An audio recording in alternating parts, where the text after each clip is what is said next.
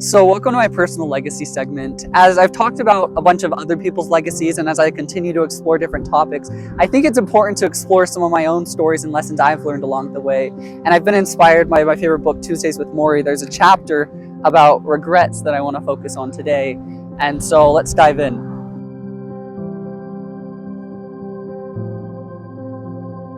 So I was looking at a newsletter this week and I saw that 5 years ago, this week, a pandemic was declared. And when I look at where I was at that point in time, I was 16 years old, a sophomore in high school, and I thought it was just going to be, a brief pause like this crazy wind, but it kind of led up to my unraveling in a sense. And I think about where I was at the beginning of the pandemic. I had my first love. I was with this person one-on-one for most of the pandemic days when we were all supposed to be isolating. And I ruined that with one sentence. It's one of those things that I think about all the time because I ruined that relationship with one sentence that I deeply regret. And I don't think I'd ever be able to repair the relationship at this point because of that. So later that year, I made one of the other biggest mistakes that I can think about. And that was telling my best friend that I was in love with her. And this was at a time where I just felt so accepted and loved by this girl in a way that I hadn't felt before. And I mistook that for romantic love, right? I'm 16, I'm 21 now. I still don't know anything about love. I'm still learning. But at 16, I was mistaking this for an idea like, oh, this has to be an infatuation. It has to be like, I have to be in love with this girl, right? I was not.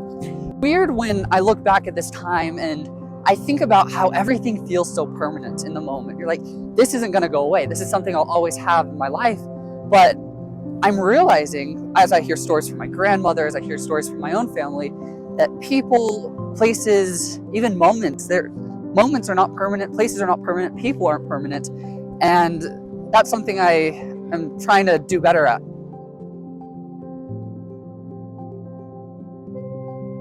I don't realize things are slipping away until they're already gone. I've started to realize that more and more as I continue to get older and wiser. But Clever Bean was one of those coffee shops that closed during the pandemic. And it was an odd sensation when you go to a place that you're making memories at, that you are connected to in such a way, and then it's just closed.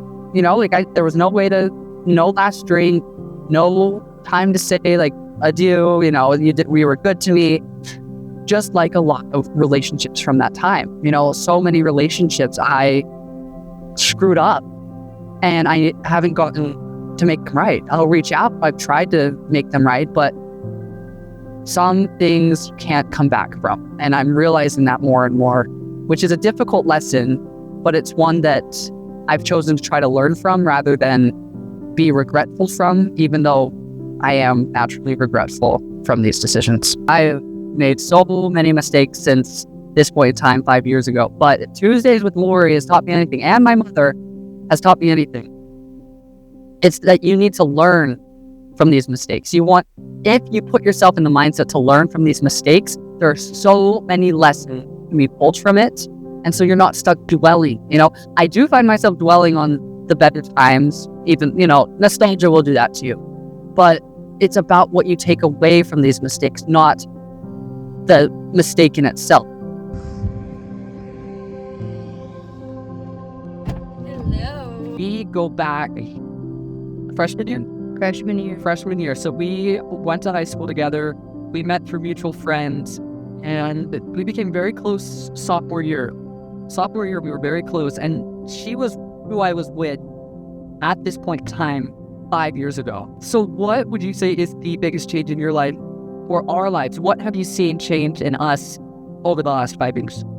Oh, everything. It's kind of crazy to go through memories and pictures of how much we didn't know or how much we were susceptible to. But you live and you learn, and that's what this whole thing's about. That's what this segment is about, is living Morrie. Because what have you learned from your regrets? Because I know you have regrets too.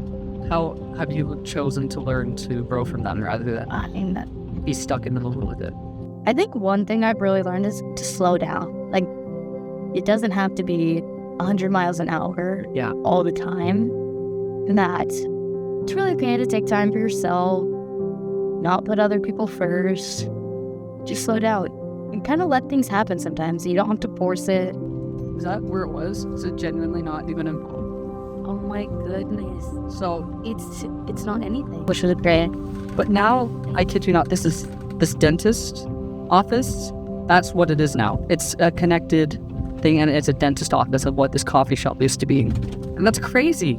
I think their business is closed now, unfortunately. So sad. But it's about what it meant, you know? Yeah. See, I don't know. What do you see in the next 5 years for us? What do you think anything crazy is going to happen for you in your life? Well, I know you'll always be there. Actually, this is something that you don't get a lot. It's like a friendship that you really don't have to talk every day. Yeah. And you can meet up once a month. Once a month. Here, I'm going to angle it this way now. So that we can both be at. But we do meet up once a month on a random Saturday, random Monday, Thursday. And we just do dinner. That's our thing, because we are busy bees. We live our own lives, and dinner is our once monthly tradition. Yeah, and he's just a popular. No, everybody wants to have time with him. No, this is a lie. That's you.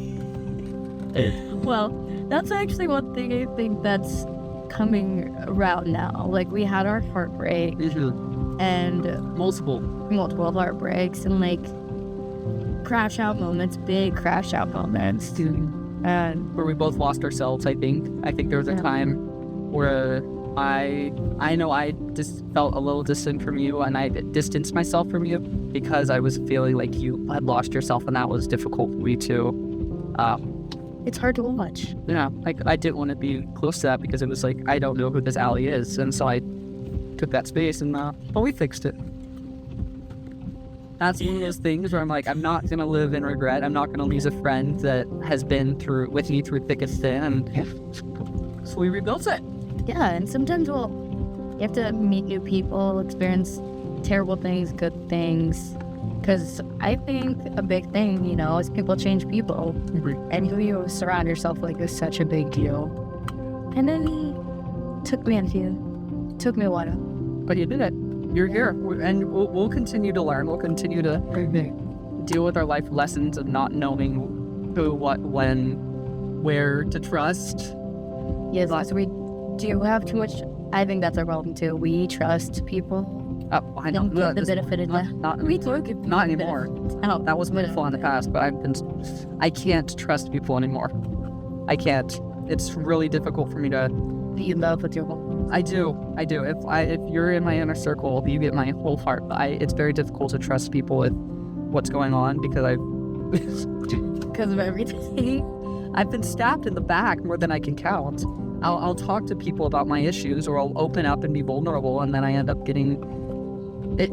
It's used against me every time. And I'm like, I can't do that anymore. I really can't. I think that's like going to be the next steps for us. Is like relationships and actually finding something that's like you can open up and trust with. Yeah, and something real. Like, I think we're just coming to a point of like maturity, and it's not about playing games anymore. It's like, this is what I want.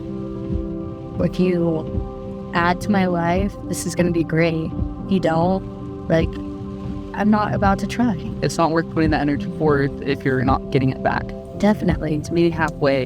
And like, I think this was the first time like I went, I wasn't even going to talk about this, went on a date, and it was so mature. It was finally not high school. Yeah. Is how I would describe it. Superficial? Yeah. There's no ultimatum.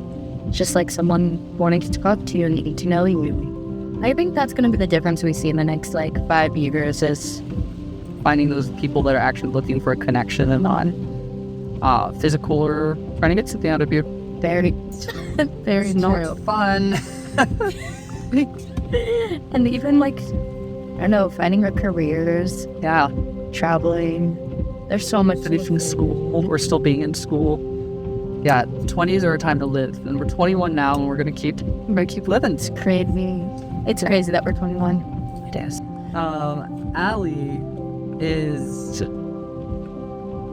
Amazing. Allie is not going anywhere, and but I just think it was important to talk about or and have her with me on this segment, just because I think regrets she has personally seen and been with me for the past 5 years, and seeing me go through my cycle of regrets and issues that I've had to go through, and she continually shows up. And so I love you and I appreciate you. I love you too. And thank you for always being here and listening and supporting and not judging. Always. Oh, yeah.